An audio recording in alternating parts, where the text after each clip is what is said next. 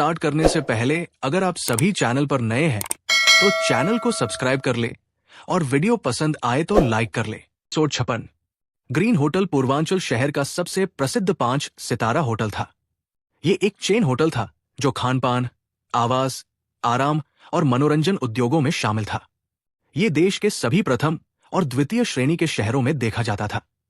Green hotel के पीछे का मालिक सिन्हा कॉरपोरेशन था। सख्ती से कहें तो रूपा सिन्हा। चैरिटी डिनर का आयोजन स्थल ग्रीन होटल था। हम पहुंच गए।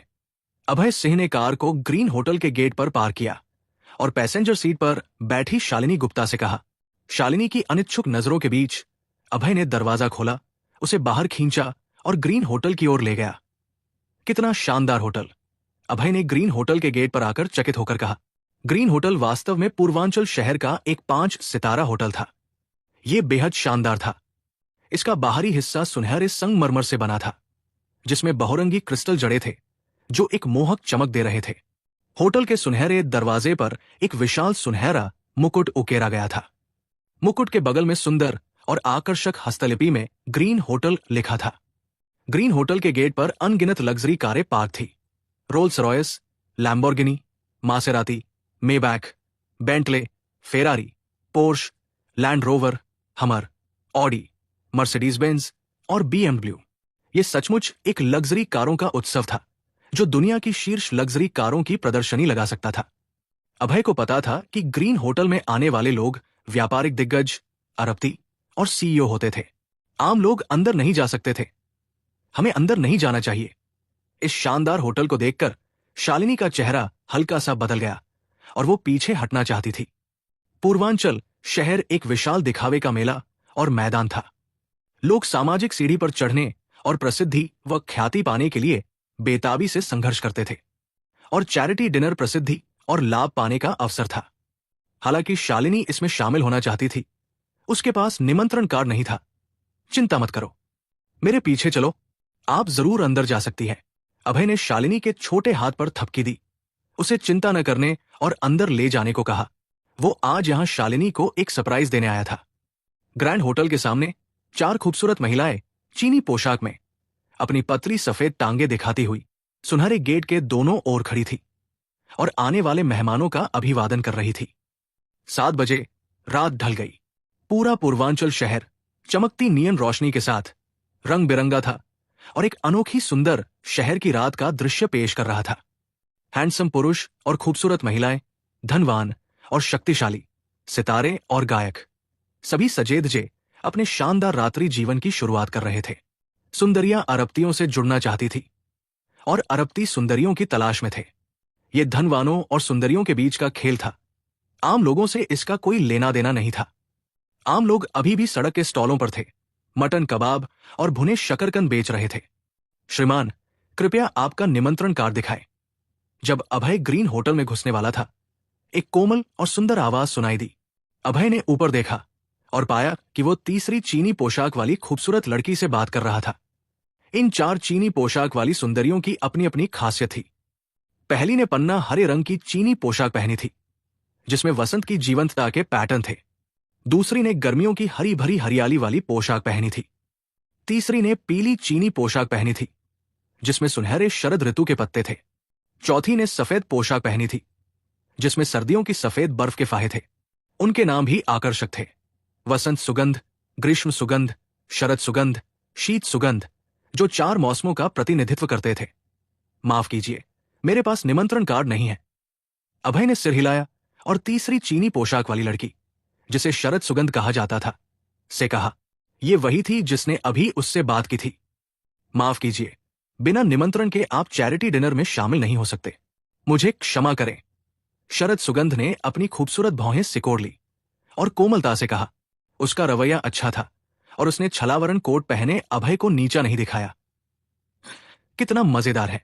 मैंने कहा था कि बिना निमंत्रण कार्ड के आप अंदर नहीं जा सकते। कितनी शर्मिंदगी। अचानक एक ताने भरी आवाज आई।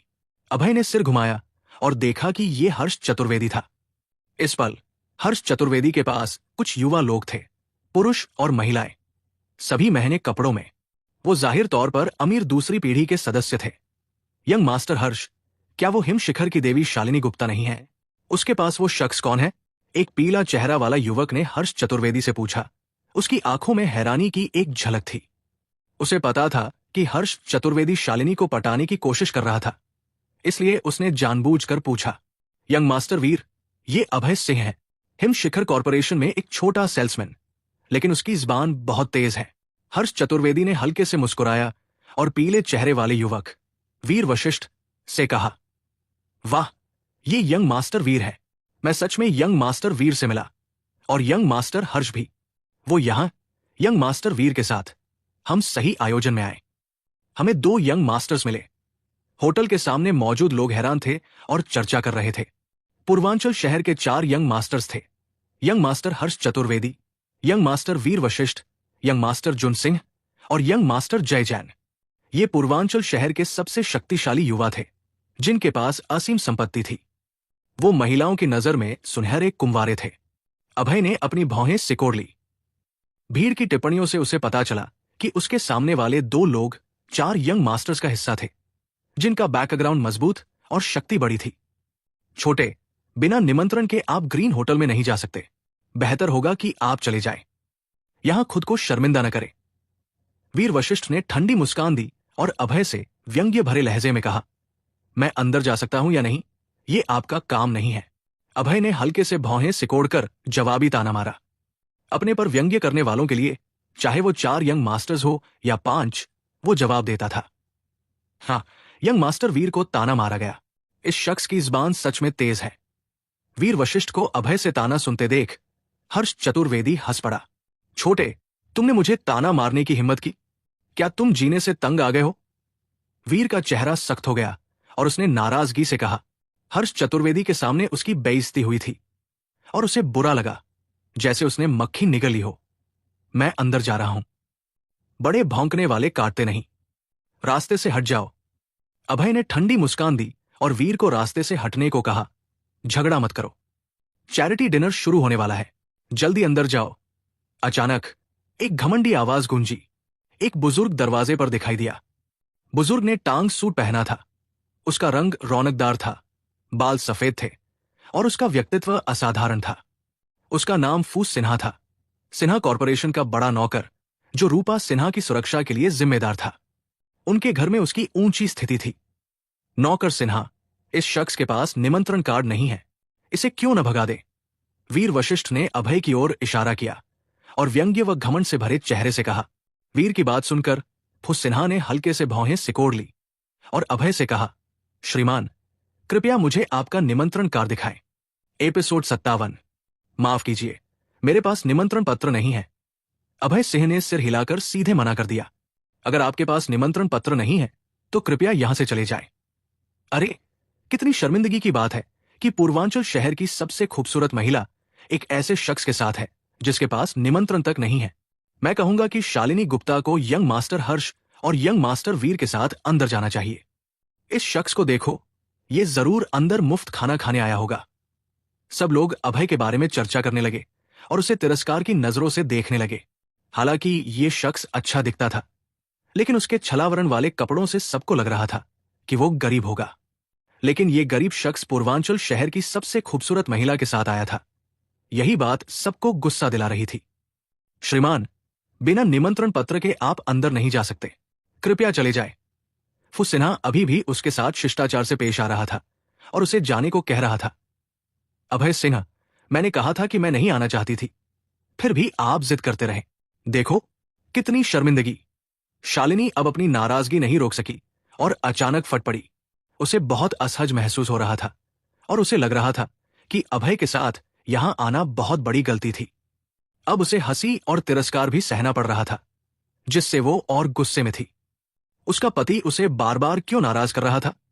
वो गहरी निराशा और दुख महसूस कर रही थी। श्रीमती गुप्ता, मुझे नहीं लगता कि आप इस शख्स के साथ अंदर जा सकती हैं। मेरे साथ आइए, मैं आपको अंदर ले जाऊंगा। हर्ष चतुर्वेदी ने घमंड से कहा, अपना निमंत्रण पत्र पकड़े हुए। इस निमंत्रण पत्र के साथ मैं सबसे अच्छा हूं। ये चतुर्वेदी बहुत घमंडी था। श्रीमती गुप्ता, मेरे पास भी निमंत्रण पत्र है, मेरे साथ आइए। वीर वशिष्ठ ने भी अपना निमंत्रण पत्र दिखाकर शेखी बघारी। निस्संदेह ये दोनों यंग मास्टर्स बहुत घमंडी थे। मेरे सामने दिखावा कर रहे हो? मैं इसे यूं ही नहीं छोड़ूंगा। अभय गुस्से से भरने लगा। क्या इससे मुझे अंदर जाने दिया जा सकता है? अभय ने मुस्कुराते हुए प्लैटिनम कार्ड निकाला। हाँ, मैंने क्या देखा? एक प्लैटिनम कार्ड? कितना मजेदार शख्स है, सोचता है कि इस छोटे से कार्ड से अंदर जा सकता है। एक छोटे बालों वाला शख्स अभय पर तिरस्कार से हंसने लगा। होटल के सामने भीड़ बढ़ती जा रही थी और ये नाटक देख रही थी। सब अभय को नीचा दिखा रहे थे। उन्हें पता था कि चैरिटी डिनर में जाने के लिए निमंत्रण पत्र जरूरी है। सैन्य वर्दी वाला ये शख्स सच में नहीं जानता था कि वो क्या कर रहा है। शालिनी का चेहरा इतनी बेइज्जती से पीला पड़ गया। वो इस वक्त एक गड्ढा खोदकर उसमें छिप जाना चाहती थी। जब सब अभय का मजाक उड़ा रहे थे, केवल फू सिन्हा ही उसे घूर रहा था। जब उसने प्लैटिनम कार देखा, श्रीमान, क्या ये 5 सितारा प्लैटिनम कार है? फू सिन्हा ने अपनी आंखें मलते हुए हैरानी से पूछा। 5 सितारा प्लैटिनम कार्ड, एक ऐसा कार्ड जो पूरे सिन्हा कॉर्पोरेशन में सिर्फ 3 लोगों के पास था। एक सीईओ के पास था, एक मेयर के पास था, और आखिरी वाला सच में उसके सामने वाले इस युवक के पास था। फू सिन्हा को अपनी आंखों पर यकीन नहीं हो रहा था। मैं फिर से पूछता हूं, क्या अब मैं अंदर जा सकता हूं? अभय ने धीरे से पूछा और अपना कार्ड वापस रख लिया। बिल्कुल, कृपया अंदर आए, मैं आपको रास्ता दिखाता हूं। फू सिन्हा शिष्टाचार से अभय और शालिनी को रास्ता दिखाने लगा। यंग मास्टर हर्ष चतुर्वेदी और यंग मास्टर वीर वशिष्ठ को तब बगल में पूरी तरह नजरअंदाज कर दिया गया। फू सिन्हा जानता था कि 5 सितारा प्लैटिनम कार्ड निश्चित रूप से सभी निमंत्रण पत्रों से कहीं ऊपर था। कुछ हद तक डिनर में आमंत्रित सभी लोग, जिसमें यंग मास्टर हर्ष चतुर्वेदी और यंग मास्टर वीर वशिष्ठ शामिल थे, अभय की तुलना में कुछ भी नहीं थे, जो आज रात के चैरिटी डिनर में सबसे महत्वपूर्ण मेहमान था। मुझे सिन्हा कॉर्पोरेशन के नौकर ने अंदर ले लिया। शालिनी बहुत उलझन में थी और उसे विश्वास नहीं हो रहा था कि ये हो रहा है। वो हैरान थी और कभी नहीं सोचा था कि अभय के पास सच में शानदार 5 सितारा प्लैटिनम कार होगा। शालिनी को अभय के प्रति अपनी गलतफहमी के लिए फिर से अपराध बोध हुआ। वो सच में उसे चैरिटी डिनर में ला सकता था और वो सबसे सम्मानित मेहमान भी बन गई। यंग मास्टर हर्ष, उस शख्स के पास जो प्लैटिनम कार था, वो क्या है कि फू सिन्हा ने उन्हें अंदर ले लिया? सही कहा, यंग मास्टर हर्ष, फू सिन्हा ने अभी अभी आए एक अरब की कंपनी के सीईओ को भी रास्ता नहीं दिखाया। हमें बताइए, यंग मास्टर हर्ष, क्या वो प्लैटिनम कार्ड सच में इतना सम्मानजनक है? सब लोग अलग अलग सवाल उत्सुकता से पूछने लगे। हर्ष चतुर्वेदी और वीर वशिष्ठ को सबके सवालों से परेशानी हो रही थी। उन्हें जरूर पता था कि वो कार्ड क्या है, कुछ ऐसा शानदार जो उनके पास भी नहीं था। चूंकि उन्हें पता था कि वो प्लैटिनम कार्ड कितना सम्मानजनक है, उन्होंने कुछ नहीं कहा और चुपचाप अपने निमंत्रण पत्र रिसेप्शन को देकर अंदर चले गए। वो अभय को शर्मिंदा करना चाहते थे, लेकिन अब खुद शर्मिंदा हो गए। ये ऐसा था जैसे बंदूक उठाकर अपने ही पैर में गोली मार ली। क्या आप सच में जानना चाहते हैं कि उस प्लैटिनम कार्ड के पीछे क्या है? भीड़ में से अचानक एक भारी आवाज आई। सबने पीछे मुड़कर देखा और पाया कि ये एक आकर्षक दिखने वाले युवक ने कहा था। इस युवक की 2 मोहक आंखें और लंबे बाल थे जो उसे लड़की की तरह बना रहे थे। एक ऐसा पुरुष जो महिला से ज्यादा खूबसूरत था। यंग मास्टर जय, क्या ये वो नहीं है? भीड़ में किसी ने उन्हें पहचान कर चिल्लाया। जय जैन पूर्वांचल शहर के 4 मास्टर्स में सबसे आकर्षक और रहस्यमयी थे। यंग मास्टर जय, क्या आप हमें बता सकते हैं कि 5 सितारा प्लैटिनम कार्ड के पीछे क्या है? भीड़ में एक शख्स ने उत्सुकता से पूछा। हाँ, सिन्हा कॉर्पोरेशन में सिर्फ 3 ऐसे कार हैं, जहां तक मुझे पता है। एक रूपा सिन्हा सिन्हा कॉर्पोरेशन की सीईओ के पास है, एक मेयर रंजन के पास है, और आखिरी वाला, मुझे लगता है आप सबने देखा कि वो किसके पास था ना? जय जैन ने अपना निमंत्रण पत्र फ्रंट डेस्क को दिया और मोहक ढंग से मुस्कुराते हुए अंदर चला गया। जय जैन की बात सुनकर सब हैरान रह गए। 5 सितारा प्लैटिनम कार्ड वास्तव में कुछ इतना महत्वपूर्ण था कि वो मेयर के पास था, और अब जब अभय के पास वो प्लैटिनम कार्ड था, तो इसका मतलब क्या था? अभय की हैसियत मेयर के बराबर या शायद उससे भी ज्यादा थी। आखिर उसे सिन्हा कॉर्पोरेशन के नौकर ने व्यक्तिगत रूप से अंदर ले लिया था। धन्यवाद, शालिनी ने शानदार गलियारे में चलते हुए अभय से धीरे से कहा। शालिनी को नहीं पता था कि अभय ने ये कार्ड कैसे हासिल किया, लेकिन एक महिला की सहज बुद्धि से उसे लग रहा था कि इसके लिए कोई कीमत चुकानी पड़ी होगी। सच में शालिनी की सहज बुद्धि तेज थी। अभय ने जो कुर्बानी दी थी, वो रूपा सिन्हा के प्रति एक बड़ा एहसान था। आखिर वुल्फ किंग का वादा अंडरवर्ल्ड में अनमोल था। आप मेरी पत्नी हैं, अगर मैं आपकी मदद नहीं करूंगा तो किसकी करूंगा? अभय ने हल्के से हंसते हुए कोमलता से कहा, पत्नी। शालिनी ने इस शब्द को शांति से सोचने के बाद अचानक बहुत खुशी महसूस की। उसके चेहरे पर एक चमकदार और सच्ची मुस्कान उभर आई। एपिसोड 58। फू सिन्हा ने अभय सिन्हा को डिनर हॉल में ले लिया। धन्यवाद, अभय ने कृतज्ञता व्यक्त की। अगर फू सिन्हा उसे रास्ता न दिखाता तो उसे जगह नहीं मिलती। जाहिर है उसे धन्यवाद देना जरूरी था। आप बहुत दयालु हैं, श्रीमान। मुझे बाकी मेहमानों की देखभाल करनी होगी। अगर आपको किसी चीज की जरूरत हो तो कृपया मुझे कभी भी बुलाएं। फू सिन्हा ने शिष्टाचार से मुस्कुराया, मुड़ा और चला गया। ये डिनर ठीक है। अभय डिनर हॉल में घुसा और चकित होकर बोला। डिनर हॉल ग्रीन होटल की 22वीं मंजिल पर था, जो 1000 वर्ग मीटर से ज्यादा में फैला था। चाहे दीवारें हो, फर्श हो या छत, सब क्रिस्टल से ढके थे और चमकदार रोशनी छोड़ रहे थे। हॉल में शैंपेन, वाइन की बोतलें, केक, चीज और फल रखे थे। हैंडसम सज्जन और खूबसूरत महिलाएं, अरबती और सीईओ एक दूसरे से वाइन पीते हुए और समूह में बातें कर रहे थे। हाँ, क्या वो जुन सिंह है? शालिनी गुप्ता ने उस शख्स को देखा। उसके ठंडे और खूबसूरत चेहरे पर हैरानी दिखी। शालिनी की बात सुनकर अभय ने मुड़कर देखा और एक 20 साल के शख्स को पास में एक खूबसूरत महिला से बात करते हुए पाया। क्या जुन सिंह बहुत मशहूर है? अभय ने पूछा। आपको नहीं पता कि जुन सिंह कौन है? शालिनी की आंखों में अजीब नजर थी और उसके ठंडे चेहरे पर थोड़ी हैरानी दिखी। मुझे जुन सिंह को क्यों जानना चाहिए? वो पूर्वांचल शहर के यंग मास्टर्स में से एक है, 4 सबसे काबिल युवाओं में से एक। ओह, उसका मुझसे क्या लेना देना? अभय ने होंठ सिकोड़कर तिरस्कार दिखाया। क्या आपको नहीं लगा कि आप दोनों का सरनेम सिंह है? शालिनी ने अपने सफेद माथे पर थपकी दी, निराश होकर। क्या वो सिन्हा परिवार से हो सकता है? लेकिन हमारा परिवार बहुत बड़ा है और इसमें हजारों लोग हैं। मैं हर किसी को नहीं जान सकता। खैर, आपकी बात में दम है। जुन सिंह नवद्वीप के सिन्हा परिवार से है। उसकी पूर्वांचल शहर में एक रियल एस्टेट कंपनी है और उसका बैकग्राउंड बहुत मजबूत है। शालिनी ने अभय को निराशा से देखा और सिन्हा परिवार के बारे में बताया। माना जाता था कि अभय सिंह, जो सिन्हा परिवार की सीधी संतान था, उसे परिवार से परिचित होना चाहिए, लेकिन अब उसे सिन्हा परिवार के बड़े लोगों का भी पता नहीं था। दरअसल अभय को दोष नहीं दिया जा सकता था। वो 8 साल की उम्र में परिवार छोड़कर चला गया था और 1 दशक से ज्यादा विदेश में रहा। वो कुछ दिन पहले ही लौटा था और परिवार में अपने 2 चाचाओं के अलावा किसी को नहीं जानता था। अभय को इस तथाकथित जुन सिन्हा की कोई याद नहीं थी। कौन जानता था कि वो उसका बड़ा भाई था या छोटा भाई? लगता है कि आपको चैरिटी डिनर में बहुत सारे लोग नहीं पता, शालिनी ने भौहें सिकोड़कर पूछा। हाँ, मुझे कोई नहीं पता। मैं आपको इनका परिचय देती हूं ताकि बाद में आपको जिन लोगों से मिलना हो उन्हें न जानने की दिक्कत न हो।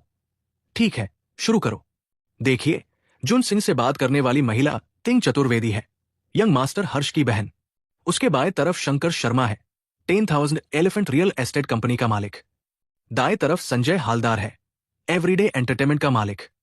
पीछे शालिनी ने हॉल में भीड़ की ओर इशारा किया और अभय को परिचय दिया।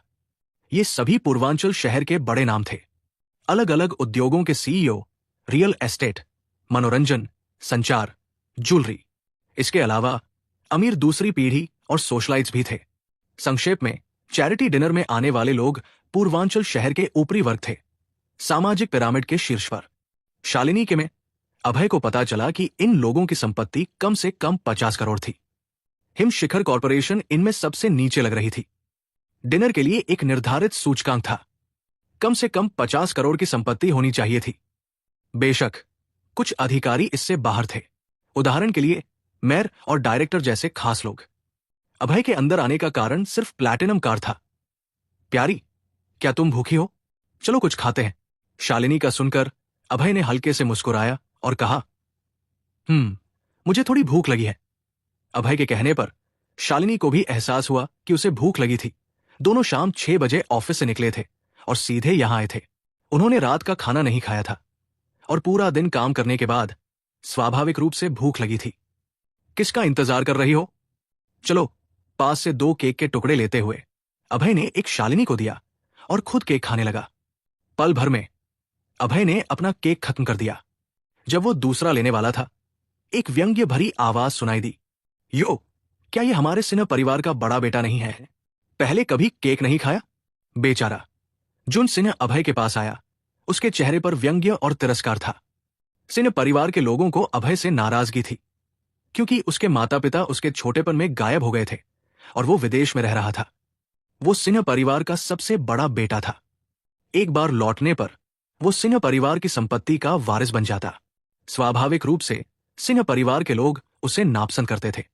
इस व्यंग्य भरी आवाज को सुनकर अभय ने ऊपर देखा और एक छोटे बालों वाले हैंडसम युवक को देखा, जिसकी नाक नुकीली थी। उसकी आंखों में एक दुष्ट नजर थी। जाहिर था वो अच्छा शख्स नहीं था। ये छोटे बालों वाला युवक कोई और नहीं, जुन सिंह था, जिसे यंग मास्टर लाल भी कहा जाता था। शालिनी ने अभय को पहले बताया था, इसलिए उसने उसे एक नजर में पहचान लिया। उसे सिन्हा परिवार के प्रति जरा भी अच्छा नहीं लगता था। आपने सुबह दांत नहीं साफ किए ना? अभय ने हल्के से भौहें सिकोड़कर जुन सिंह से कहा। बेशक किए थे, आपका क्या मतलब है? जुन सिन्हा की आंखों में संदेह की झलक थी। उसे समझ नहीं आया कि अभय का क्या मतलब था। आपके मुंह से बदबू आ रही है, तो शायद आपने सुबह दांत नहीं साफ किए। अभय ने हल्के से मुस्कुराया। उसके कहे से जुन सिन्हा का चेहरा लाल हो गया। इतनी हलचल के बाद अभय उसे अपमानित कर रहा था। यंग मास्टर लाल, आपको भी ताना मारा गया। अचानक एक तिरस्कार भरी आवाज आई। ये कोई और नहीं, हर्ष चतुर्वेदी था। वो वीर वशिष्ठ के साथ अंदर आया था और उसने सुना कि अभय जुन सिन्हा का मजाक उड़ा रहा था। फिर हर्ष चतुर्वेदी हंस पड़ा। यंग मास्टर हर्ष, आपका क्या मतलब है? जुन सिन्हा को लगा कि उसका मजाक उड़ाया गया। उसके चेहरे पर थोड़ा असंतोष दिखा। नाराज मत होइए यंग मास्टर लाल, मुझे और यंग मास्टर वीर को भी इस शख्स ने ताना मारा था। इसकी जुबान तेज है और ये गालियां दिए बिना अपमान करता है। जुन सिन्हा को गुस्सा होते देख हर्ष चतुर्वेदी ने मुस्कुराते हुए समझाया, भाई, तो आपको भी इस शख्स ने डांटा था? अचानक जुन सिन्हा के पास की खूबसूरत साथी ने हैरानी से कहा। इस महिला का चेहरा सुंदर था। त्वचा बर्फ की तरह सफेद थी और उसने लिपस्टिक लगाई थी। वो पतली थी और निश्चित रूप से कुछ आकर्षण वाली सुंदरी कहलाने योग्य थी। बेशक शालिनी की तुलना में वो बहुत पीछे थी। वो तिंग चतुर्वेदी थी, यंग मास्टर हर्ष की बहन और जुन सिंह की मौजूदा गर्लफ्रेंड। अब जब उसके भाई और बॉयफ्रेंड को डांटा गया था, वो जाहिर तौर पर थोड़ी नाराज थी। भाई, इस शख्स ने आपको डांटने की हिम्मत की। आपको इसे सबक सिखाना चाहिए। तिंग चतुर्वेदी ने अपना दाहिना हाथ बढ़ाया, अभय की ओर इशारा किया और क्रूरता से कहा, एपिसोड 59। मुझे लोग मेरी ओर इशारा करना पसंद नहीं करते। अपनी गंदी उंगलियां मुझसे दूर रखें। तिंग चतुर्वेदी को अपनी ओर इशारा करते देख अभय सिंह ने भौहें सिकोड़ ली और उसकी आंखों में थोड़ी नापसंदगी दिखी। मैं आपकी ओर ही इशारा कर रही हूं। तो क्या? तिंग चतुर्वेदी का सुंदर चेहरा घमंड और तिरस्कार से भरा था। आपके बदसूरत दिखने में आपकी गलती नहीं है, लेकिन लोगों को डराना आपकी गलती है। भले ही आप इंसानों को डरा सकती हो, पौधों को डराना ठीक नहीं है। अभय ने ठंडी मुस्कान दी और ताना मारा। आपने मुझे बदसूरत कहने की हिम्मत की? तिंग चतुर्वेदी का चेहरा बदल गया। उसकी आंखों में गुस्से की चमक थी। महिलाएं अपनी सुंदरता से प्यार करती है और लोगों के उन्हें बदसूरत कहने से नफरत करती है। अभय का तिंग चतुर्वेदी को बदसूरत कहना उसे गुस्से से भर गया। आप और एक डायनासोर बहुत एक जैसे दिखते हैं। आपको देखकर मुझे आखिरकार पता चला कि डायनासोर कैसे दिखता होगा। अभय ने ताने जारी रखे और तिंग चतुर्वेदी को बेहद गुस्सा दिला दिया। अभय की चांदी जैसी जुबान की तुलना में तिंग चतुर्वेदी बिल्कुल मुकाबला नहीं कर सकती थी। ये उसके लिए खुद मुसीबत मोल लेने जैसा था। भाई, उसने मुझे अपमानित किया, इसे पीट दो। तिंग चतुर्वेदी जानती थी कि वो अभय को खुद नहीं हरा सकती, इसलिए उसने अपने भाई से उसके लिए गुस्सा निकालने को कहा। अभय सिंह, अपनी भाषा पर ध्यान दे, वरना मुझे बेरहम होने के लिए दोष न दे। हर्ष चतुर्वेदी ने ठंडी मुस्कान दी और चेतावनी दी। उसके सामने वाला शख्स उसकी बहन को बदसूरत कह रहा था सबके सामने। ये उसके मुंह पर थप्पड़ मारने जैसा था। ओह यंग मास्टर हर्ष, मुझे याद आया कि जब हम पहले हिम शिखर कॉर्पोरेशन में थे, आपने कहा था कि अगर मैं चैरिटी डिनर में घुस गया तो आप माफी मांगेंगे। अब मैं यहां हूं, आप माफी मांग सकते हैं। अभय ने हल्के से मुस्कुराया। उसका चेहरा घमंड से भरा था। हर्ष चतुर्वेदी ने उसे चेतावनी देने की हिम्मत की। वो बहुत भोला था। जल्दी ही हिम शिखर कॉर्पोरेशन की मुलाकात को भूल गया। उसे लगा कि उसे सबक सिखाना काफी नहीं था, उसे सजा देनी चाहिए। अभय की बात सुनकर हर्ष चतुर्वेदी का चेहरा बदल गया और लाल हो गया। उसने वास्तव में शालिनी के ऑफिस में ऐसा कुछ कहा था। अगर अभय चैरिटी डिनर में घुस पाया तो वो अभय से माफी मांगेगा, लेकिन इतने लोगों के आसपास वो स्वाभाविक रूप से माफी नहीं मांगने वाला था। वो पूर्वांचल शहर के 4 यंग मास्टर्स में से एक था। वो अपनी इज्जत नहीं खो सकता था। हाँ, सब आपको यंग मास्टर हर्ष कहते हैं। मुझे लगता है आपको बेशर्म चतुर्वेदी कहना चाहिए। अभय ने व्यंग्य से मुस्कुराया। उसकी आंखें तिरस्कार से भरी थी। उसे ऐसे लोग बहुत घिनौने लगते थे जो अपनी गलतियों को स्वीकार नहीं करते। उनमें सबसे बुनियादी ईमानदारी भी नहीं थी। वो सच में यंग मास्टर हर्ष नाम को बदनाम कर रहा था। कमीना, यंग मास्टर हर्ष, क्या आपने कहा था कि आप माफी मांगेंगे? अचानक एक नखरे वाली आवाज आई। बाद में एक लंबे बालों वाला शख्स, जिसका चेहरा नखरे वाला और आंखें खूबसूरत थी, अंदर आया। इस नखरे वाले शख्स को देखकर हर्ष चतुर्वेदी का चेहरा बदल गया। उसकी आंखों में थोड़ी नापसंदगी दिखी। यंग मास्टर जय, मैंने कहा या नहीं, इससे आपको क्या लेना देना? हर्ष चतुर्वेदी ने ठंडी मुस्कान दी। उसकी आंखों में नापसंदगी और साफ थी। हालांकि वो पूर्वांचल शहर के 4 यंग मास्टर्स थे। हर्ष चतुर्वेदी और जय जैन दुश्मन थे और उनका रिश्ता खराब था। ओह, मुझे लगता है बेशर्म चतुर्वेदी आपके लिए सही है। जय जैन ने मोहक ढंग से मुस्कुराया। उसकी आंखों में व्यंग्य की चमक थी। वो जल्दी से अभय के पास आया और बोला, हाय, मैं जय जैन हूं। मुझे उम्मीद है कि हम दोस्त बन सकते हैं। आप मुझसे दोस्ती क्यों करना चाहते हैं? अभय ने हल्के से मुस्कुराया और थोड़ा उत्सुक था। उसके ख्याल में पूर्वांचल शहर के 4 यंग मास्टर्स सभी घमंडी थे। हर्ष चतुर्वेदी, वीर वशिष्ठ, जुन सिंह बहुत घमंडी थे। जय जैन उससे दोस्ती क्यों करना चाहेगा? मेरे दुश्मन का दुश्मन मेरा दोस्त है। आप यंग मास्टर हर्ष के दुश्मन हैं, तो आप मेरे दोस्त हैं। जय जैन ने मुस्कुराया और अपना दाहिना हाथ बढ़ाया, अभय से हाथ मिलाने का इशारा करते हुए। अच्छा कहा, मेरे दुश्मन का दुश्मन मेरा दोस्त है। अभय ने हल्के से मुस्कुराया और जय जैन से हाथ मिलाया। उसकी त्वचा एक महिला की तरह मुलायम थी। कहने की जरूरत नहीं, जय जैन हर्ष चतुर्वेदी का दुश्मन था। चूंकि वो हर्ष चतुर्वेदी का दुश्मन था, वो स्वाभाविक रूप से अभय का सहयोगी था। हाँ, एक नखरे वाला और एक गवार। आप दोनों सच में एक अच्छी जोड़ी है। हर्ष चतुर्वेदी ने मुस्कुराया और दोनों का मजाक उड़ाया। यंग मास्टर हर्ष, क्या आप लड़ना चाहते हैं? हर्ष चतुर्वेदी के उसे नखरे वाला कहने पर जय जैन का चेहरा सख्त हो गया। उसकी आंखों में ठंडक की चमक थी। जैन परिवार और चतुर्वेदी परिवार घोर दुश्मन थे और उनका रिश्ता बहुत खराब था। वो हर मुलाकात में एक दूसरे का मजाक उड़ाते और हमला करते थे। क्या मैंने गलत कहा? मैंने सुना है कि जब आप पैदा हुए थे तो आपका नन्हा साहब 1 सेंटीमीटर का था, इसलिए आप लड़की जैसे दिखते हैं। हर्ष चतुर्वेदी ने ठंडी मुस्कान दी और जय जैन का बेरमी से मजाक उड़ाया। नरक में जाओ। हर्ष चतुर्वेदी ने जय जैन के दिल के गहरे जख्म को छील दिया। जय जैन गुस्से से भर गया और आगे बढ़ा, हर्ष चतुर्वेदी को सबक सिखाने के लिए तैयार। जय जैन की मां को गर्भावस्था में गंभीर चोट लगी थी, जिसने भ्रूण को प्रभावित किया था। इसलिए जब वो पैदा हुआ तो उसका निजी अंग घायल हो गया था, जो उसके दिल का सबसे बड़ा दर्द था। ये सोचकर कि एक बेकार अंग वाला पुरुष हिजड़े जैसा है, जय जैन को लगता था कि ये एक बड़ी सजा है। लेकिन अब हर्ष चतुर्वेदी ने उसके दिल के सबसे गहरे जख्म को सबके सामने छील दिया। वो निश्चित रूप से बेहद गुस्से में था, यहां तक कि हर्ष चतुर्वेदी को मार डालना चाहता था। लड़ना चाहते हो? कभी भी। जय जैन को आक्रामक देख हर्ष चतुर्वेदी ने ठंडी मुस्कान दी, अपनी मुट्ठियां कसी और लड़ने के लिए तैयार हो गया। हर्ष चतुर्वेदी ने ताइक्वांडो सीखा था और निश्चित रूप से जय जैन से डरने वाला नहीं था। जो कोई भी लड़ना चाहता है वो अभी यहां से बाहर निकल जाए। अचानक एक ठंडी और घमंडी आवाज आई। फिर फू सिन्हा बड़े कदमों से आया। फू सिन्हा को आते देख हर्ष चतुर्वेदी और जय जैन के चेहरे बदल गए। वो बोलने की हिम्मत नहीं कर सके। हालांकि वो दोनों पूर्वांचल शहर के 4 यंग मास्टर्स में से थे और उनके परिवार शक्तिशाली थे, लेकिन सिन्हा कॉरपोरेशन की तुलना में ये बहुत कम था। सिन्हा कॉरपोरेशन के पीछे नवद्वीप था। एक छोटा सा पूर्वांचल शहर इसकी तुलना कैसे कर सकता था? सिन्हा कॉरपोरेशन आज रात चैरिटी डिनर आयोजित कर रहा है। लड़ाई मना है। अगर कोई असहमति है तो शब्दों से हल करें। फू सिन्हा ने ठंडी हंसी हंसी और हर्ष चतुर्वेदी और जय जैन को चेतावनी दी। उसका मतलब साफ था, लड़ाई के अलावा सब कुछ ठीक है। फू सिन्हा की बात सुनकर हर्ष चतुर्वेदी की आंखें चमक उठीं।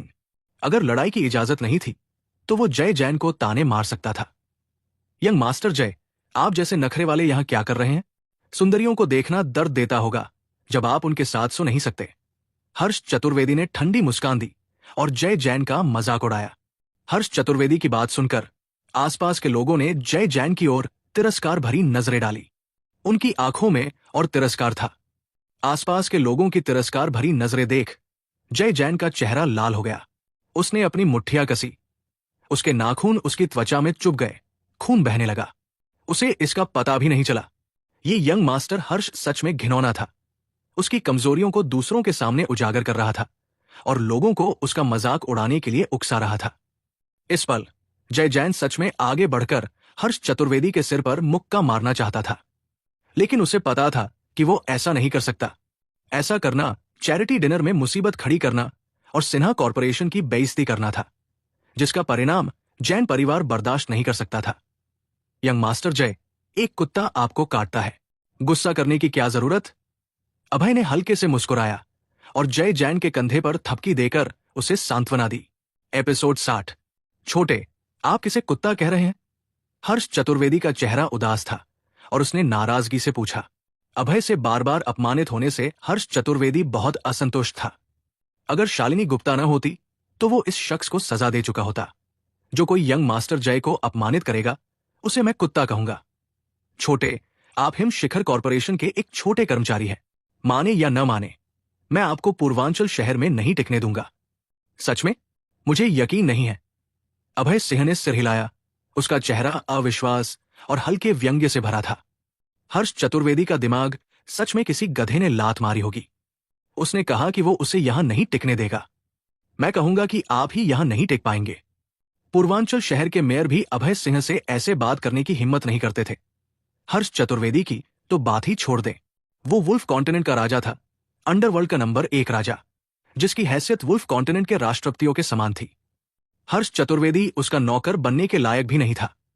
शालिनी, मैं सुझाव देता हूं कि आप अभय सिन्हा को कंपनी से निकाल दे, वरना चतुर्वेदी कॉरपोरेशन हिम शिखर कॉरपोरेशन के साथ सहयोग बंद कर देगा। हर्ष चतुर्वेदी ने ठंडी मुस्कान दी, मुड़ा और शालिनी से कहा। उसे पता था कि वो अभय की चांदी जैसी जुबान से नहीं जीत सकता। वो केवल शालिनी को धमकी दे सकता था कि वो अभय को निकाल दे और उसे बेरोजगार और बेसहारा बना दे। सही कहा, मैं यंग मास्टर हर्ष की बात से सहमत हूं। अगर आप अभय सिन्हा को नहीं निकालती तो वशिष्ठ कॉरपोरेशन भी हिम शिखर कॉरपोरेशन के साथ सहयोग बंद कर देगा। वीर वशिष्ठ ने ठंडी मुस्कान दी और जोर से कहा। वो अभय से परेशान हो चुका था। अब हर्ष चतुर्वेदी आगे बढ़ रहा था तो वो जाहिर तौर पर शामिल होना चाहता था। इसके अलावा वो हर्ष चतुर्वेदी का दोस्त था। स्वाभाविक रूप से वो अभय को अपमानित करने में मदद करेगा। हां, मैं भी सहमत हूं। सीईओ शालिनी, अगर आप अभय सिन्हा को नहीं निकालती तो हमारा सिन्हा परिवार भी आपकी कंपनी के साथ सहयोग बंद कर देगा। जुन सिंह ने भी हंसा और शालिनी को धमकी दी। अभय सिन्हा और शालिनी की शादी बहुत गुप्त थी। उन्होंने शादी का भोज नहीं किया था और अभय के मृत दादाजी और उनके सबसे बड़े और दूसरे सबसे बड़े चाचा के अलावा सिन्हा परिवार में कोई नहीं जानता था। इसलिए जुन सिंह को नहीं पता था कि अभय सिंह शालिनी का पति है, वरना वो उसे निकालने की कोशिश नहीं करता। पूर्वांचल शहर के 4 बड़े परिवारों में से 3 ने एक साथ खड़े होकर शालिनी को धमकी दी। उसे अभय सिन्हा को निकालने के लिए कहा। कमीना, यह पहली बार है जब मैंने 3 यंग मास्टर्स को एक शख्स से निपटते देखा है। अभय सिन्हा बहुत भोला है कि उसने 3 यंग मास्टर्स को नाराज कर दिया। वो बर्बाद हो गया। क्या आप शर्त लगाते हैं कि शालिनी अभय सिन्हा को निकाल देगी? बेशक वो निकाला जाएगा। सिर्फ एक मूर्ख ही एक छोटे कर्मचारी के लिए 3 बड़े परिवारों को नाराज करेगा। आसपास के लोग चर्चा कर रहे थे, सोच रहे थे कि शालिनी निश्चित रूप से अभय सिन्हा को निकाल देगी। आखिर 3 यंग मास्टर्स पूर्वांचल शहर के 3 बड़े परिवारों का प्रतिनिधित्व करते थे और बेहद शक्तिशाली थे। अगर वो चाहते तो हिम शिखर कॉरपोरेशन को अपनी कंपनी में मिला सकते थे। पूर्वांचल शहर में कोई भी 3 परिवारों के खिलाफ नहीं लड़ता था। अरे भाई, आप मेरे लिए खड़े हुए, लेकिन मैंने आपको मुसीबत में डाल दिया। जय जैन अभय के पास आया, उसके कंधे पर थपकी दी और कहा। उसका चेहरा अपराध बोध से भरा था। उसे पता था कि उसकी मदद करने के लिए अभय ने हर्ष चतुर्वेदी को कुत्ता कहा, जिससे हर्ष चतुर्वेदी को गंभीर रूप से नाराज कर दिया। अब बदला लेने का समय था। भाई, निश्चिंत रहें, जैन कॉरपोरेशन हिम शिखर कॉरपोरेशन के साथ सहयोग करेगा। अपने दिल के अपराध बोध को कम करने के लिए जय जैन ने कहा। हाँ, ये हास्यास्पद है। यंग मास्टर जय, आपका नन्हास साहब बेकार है और आपको कभी ऊंचा नहीं समझा जाता। आपका परिवार आपके पिता और छोटे भाई के हाथों में है। आपकी बारी कब आएगी? हर्ष चतुर्वेदी ने ठंडी मुस्कान दी। उसकी आंखों में तिरस्कार की चमक थी।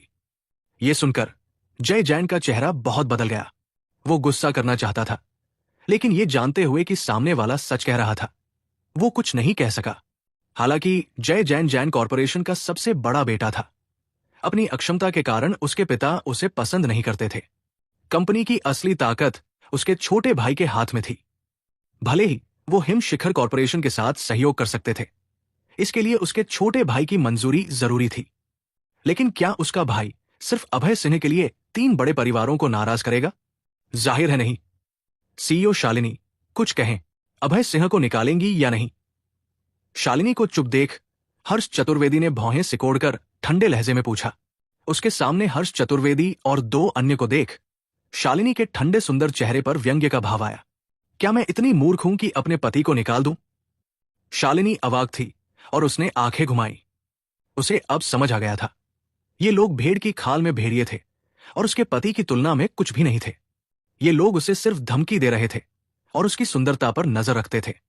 केवल उसका पति ही उसे दिल से प्यार करता था, उसके लिए सूप बनाता था और चैरिटी डिनर में आने के लिए प्लैटिनम कार लाया था। शालिनी के दिल में वो अपने पति के साथ थी। माफ कीजिए, अभय सिंह हिम शिखर कॉरपोरेशन का कर्मचारी है, मैं उसे नहीं निकालूंगी। शालिनी ने हाथ हिलाया। उसके ठंडे सुंदर चेहरे पर उदासीनता थी। शालिनी, क्या आपने सोच लिया? अगर आप अभय सिन्हा को नहीं निकालती तो आप हमारे 3 बड़े परिवारों के खिलाफ जा रही हैं। तब तक आपकी हिम शिखर कॉरपोरेशन बंद हो जाएगी। हर्ष चतुर्वेदी ने ठंडे चेहरे से धमकी दी। उसे कभी नहीं लगा था कि शालिनी एक छोटे कर्मचारी के लिए 3 परिवारों की चेतावनी और धमकियों को नजरअंदाज कर देगी। मैं एक बार फिर कहूंगी, भले ही हिम शिखर कॉरपोरेशन बंद हो जाए, मैं अभय सिन्हा को नहीं निकालूंगी। शालिनी का लहजा असामान्य रूप से दृढ़ था और इसमें जरा भी हिचकिचाहट नहीं थी। शालिनी की बात सुनकर आसपास के लोग उसे हैरानी से देखने लगे। एक छोटे कर्मचारी के लिए 3 बड़े परिवारों को नाराज करना, क्या सीईओ शालिनी का दिमाग खराब हो गया था? लोग पहले शालिनी को बिजनेस क्वीन कहते थे। इस बार हालांकि उन्होंने उसकी बुद्धि पर संदेह करना शुरू कर दिया। आसपास की तिरस्कार भरी नजरों का सामना करते हुए शालिनी बेहद दृढ़ थी। उसने फैसला किया था कि चाहे कितनी भी मुश्किल हो और धमकी कितनी भी बड़ी हो, वो अभय सिन्हा को नहीं निकालेगी, भले ही उसे 3 बड़े परिवारों के खिलाफ जाना पड़े। भाई, सीईओ शालिनी आपके लिए बहुत अच्छी है। जय जैन अभय के पास आया और कहा। उसका चेहरा ईर्ष्या से भरा था। अभय ही एकमात्र ऐसा शख्स था जिसके साथ पूर्वांचल शहर की नंबर एक सुंदरी ऐसा व्यवहार करती थी। हाँ, वो सच में अच्छी है। अभय ने सिर हिलाया और उसका दिल थोड़ा भावुक हो गया। उसकी रक्षा करने के लिए शालिनी ने 3 बड़े परिवारों के खिलाफ खड़े होने का फैसला किया, जिससे उसके मन में बहुत जटिल भावनाएं थी। लेकिन ये 3 यंग मास्टर्स जो उसकी पत्नी की कंपनी को धमकी देने की हिम्मत कर रहे थे, सच में अभय को गुस्सा दिला रहे थे। हाँ, आप 3 मूर्ख। एक महिला को धमकी देना कितना शर्मनाक है। अभय ने मुस्कुराया और शालिनी को अपने पीछे कर लिया, 3 यंग मास्टर्स का मजाक उड़ाते हुए। आपने हमें मूर्ख कहने की हिम्मत की। मुझे लगता है आप ही मूर्ख हैं। हर्ष चतुर्वेदी ने ठंडी मुस्कान दी और उसका मजाक उड़ाया। आपके पास बिस्तर गीला करने की बीमारी है। आप हर रात बिस्तर गीला करते हैं। अभय ने हल्के से मुस्कुराया और रहस्यमयी नजरों से कहा। एपिसोड 61। कमीने, आप किसे कह रहे हैं कि हर दिन बिस्तर गीला करता है? हर्ष चतुर्वेदी का चेहरा रंग बदल गया और उसने चिल्लाकर कहा, इतने लोगों के सामने वो कभी नहीं मानेगा कि उसे ऐसी बीमारी है। मैं आपसे पूछता हूं, यंग मास्टर हर्ष, क्या पिछले महीने आपका कार एक्सीडेंट हुआ था? हाँ, तो क्या? तो फिर सब समझ में आता है। बिस्तर गीला करने का लक्षण आपके मस्तिष्क की कोशिकाओं के अपरिपक्व विकास या तंत्रिका तंत्र के खराब होने की वजह से है। नतीजतन आपकी पेशाब को नियंत्रित करने की क्षमता असामान्य है, जिससे आप सोते वक्त पेशाब कर देते हैं। पिछले महीने के कार एक्सीडेंट की वजह से आपकी मस्तिष्क कोशिकाएं क्षतिग्रस्त हो गई और अब आप हर दिन बिस्तर गीला करते हैं। अभय सिंह ने हल्के से मुस्कुराते हुए हर्ष चतुर्वेदी की मेडिकल स्थिति उजागर की। न केवल उसकी लड़ने की कला शीर्ष स्तर की थी, बल्कि उसकी चिकित्सा कौशल भी दुनिया में नंबर 1 थी। उसे डॉक्टरों का राजा कहा जाता था।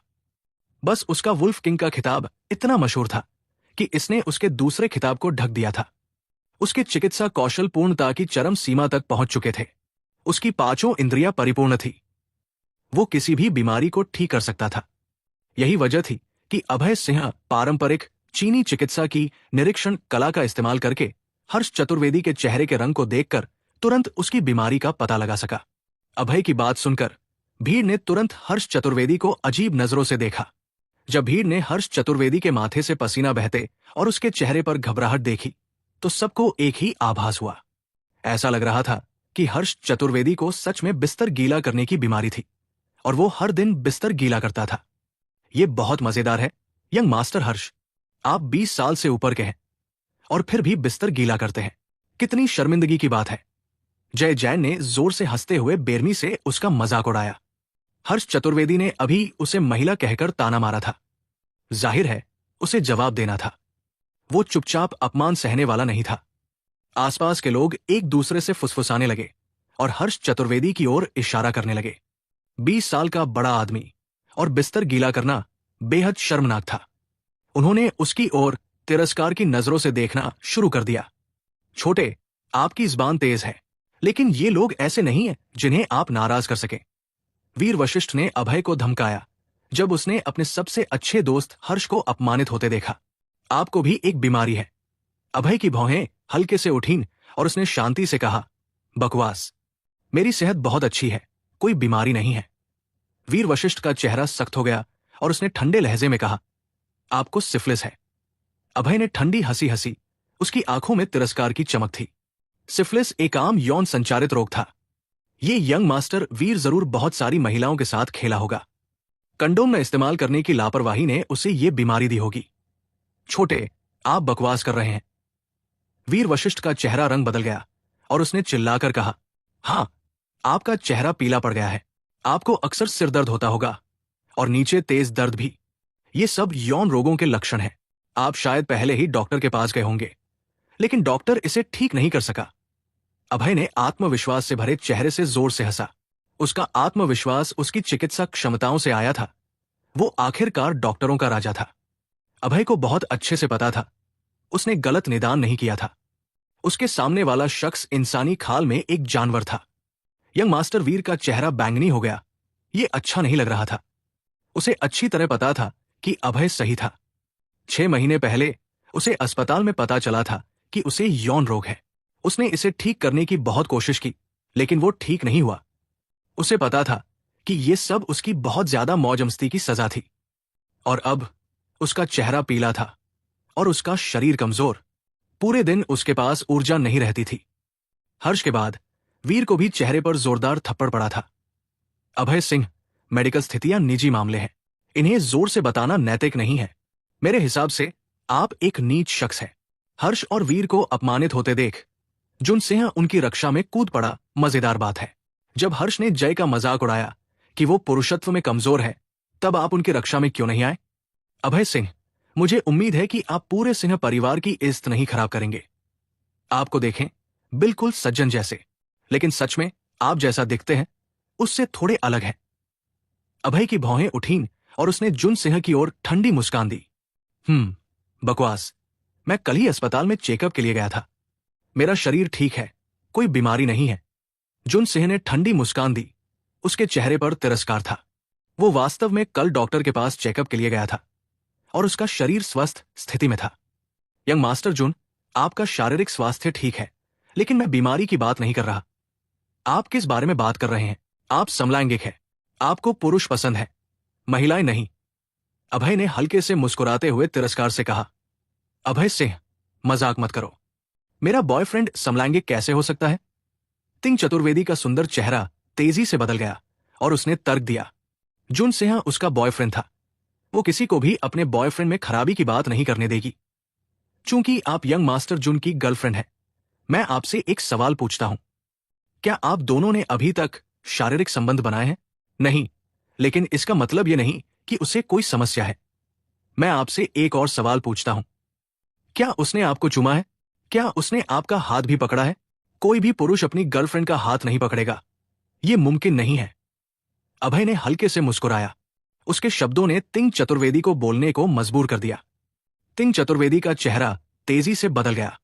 उसे अचानक याद आया कि कुछ महीनों की डेटिंग में उन्होंने वास्तव में न तो चूमा था और न ही हाथ पकड़ा था। उसे साफ याद था कि एक रात वो उसे चूमना चाहती थी, लेकिन उसने मना कर दिया। उसका बहाना था कि उसका मूड नहीं था और वो चूमना नहीं चाहता था।